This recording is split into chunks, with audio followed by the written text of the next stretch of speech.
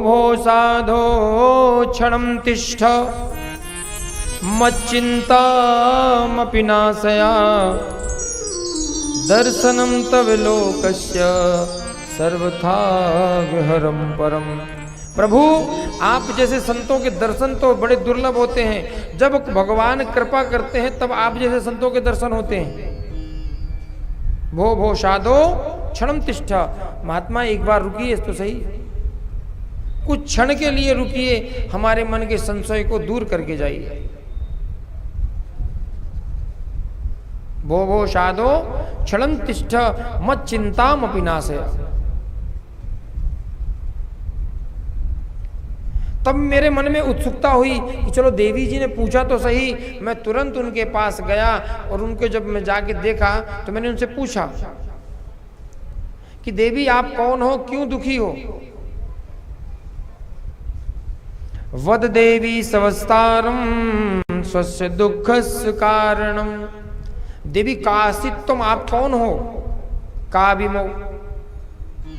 देवी आप कौन हो, क्यों दुखी हो, क्यों रो रही हो, और ये आपके गोद में जो वृद्ध लेटे हुए हैं ये कौन है?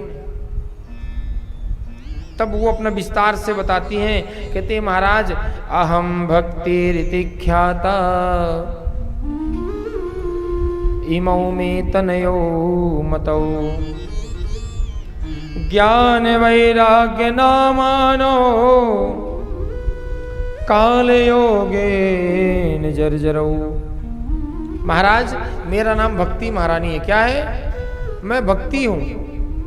और जो आप ये देख रहे हो ना मेरे गोद में लेटे हुए दो वृद्धों को, काल योगेन जर्जरौ, काल का ऐसा चक्र चला कि ये वृद्ध हो गए, और मुझे वृद्ध होना चाहिए तो मैं युवा हो गई।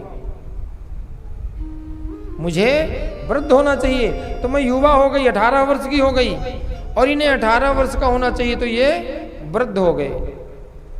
आप सबके अंदर भक्ति है कि नहीं है?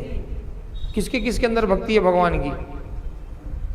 ठाकुर जी की सेवा सब लोग करते नहीं करते हैं, पर ज्ञान है कैसे की जाती ठाकुर जी की सेवा?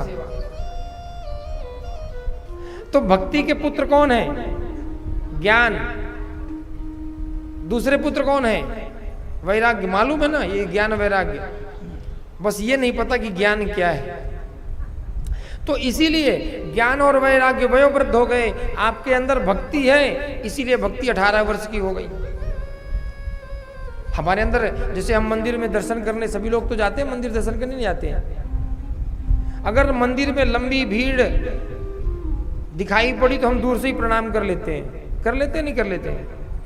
और अगर कहीं चिनौरी का भोग लगाना हो मिश्री का और भीड़ लंबी है तो यहीं से दूर से ही नाम लेके ये तो फेंक देते भगवान की तरफ, या तो बाजू में रख देते, महाराज ले लेना, ये हमने आपके नाम की निकाल दी है, ऐसी करते हैं।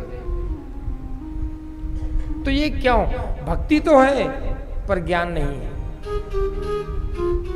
जिस दिन ज्ञान हो जाएगा ना कि भक्ति कैसे की जाती है, किस प्रकार की जाती है, तो आपको अपने आप वैराग्य आ जाएगा। जब माँ आएगी तो बड़े बेटे भक्ति ज्ञान, छोटे बेटे वैराग्य अपने आप आएंगे। और जब ये तीनों आ गए तो आपके अंदर भक्ति ज्ञान वैराग्य के पिता कौन है? भक्ति के पति कौन है? नारायण। तो अपने आप जब आपके अंदर भक्ति प्रविष्ट हो जाएगी तो ज्ञान भगवान तो अपने आप आना पड़ेगा। तो कहती हैं भक्ति महारानी कि महाराज वृंदावनस्य संयोगात् पुनस्तुम तरुणी नवा धन्य वृंदावनम तेना भक्तिर्नृत्यति यत्र चा। महाराज मैं जैसे वृंदावन आई तो मैं तो युवा हो गई, पर मेरे विज्ञान और वैराग्य बेटे ज्यों का त्यों रह गए। धन्य है वृंदावन जो आज भी भक्ति महारानी ताता थैया करके नृत्य करती हैं आज वृंदावन में।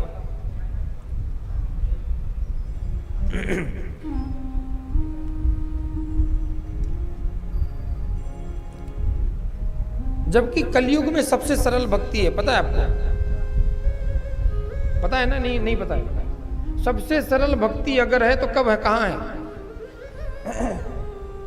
कलयुग में, क्योंकि अन्य युगों में हजारों वर्ष तपस्या करनी पड़ती थी, साधना करनी पड़ती थी, योग करने पड़ते थे, तब कहीं भगवान अगर दर्शन दे तो, नहीं तो कोई गारंटी नहीं थी। कलयुग में, कलयुग केवल हरि गुण गाहा गावद नर पावई भव थाहा। कलयुग केवल नाम आधारा सुमिर सुमिर नर उतर ही पारा। खाली नाम का आधार ले लो, नाम का श्रेय ले लो, उसी से आपका कल्याण हो जाना है। हमारे पास नाम लेने का समय नहीं है, भगवान का भजन करने का समय नहीं है, पूजा करने का समय तो लगाते हैं आजकल लोग, लगाते नहीं लगाते हैं।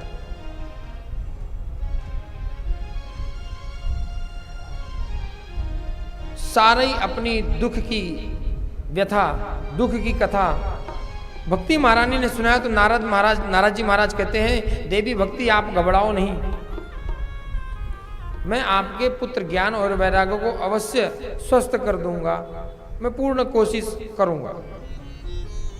क्योंकि भक्ति महारानी कहती हैं कि देव महाराज अगर आप नहीं कुछ करते हैं और अगर ऐसा ही चलता रहा तो मैं इदम स्थानम परित्यज्य विदेशम गम्यते मया, मैं इस भारत भूमि को छोड़कर और विदेश चली जाऊंगी।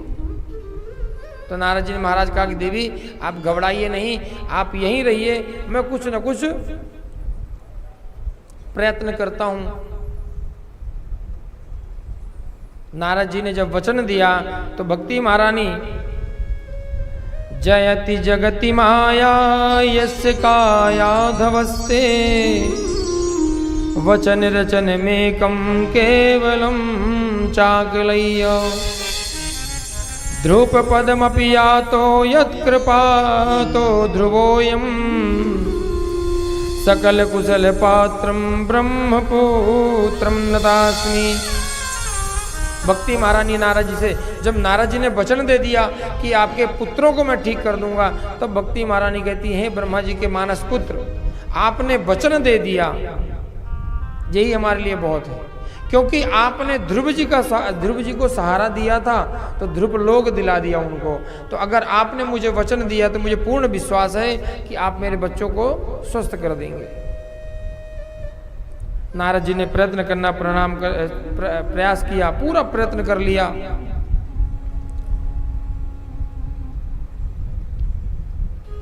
चारों वेद सुना दिए, उपनिषद सुना दी, सब कुछ सुना दिया। गीता पाठैर मुहुर्मुहुः, गीता का बार बार पाठ किया। तो गीता के पाठ में तो चेतना आती थी, पर गीता का पाठ पूर्ण होते ही फिर अचेत हो जाते थे।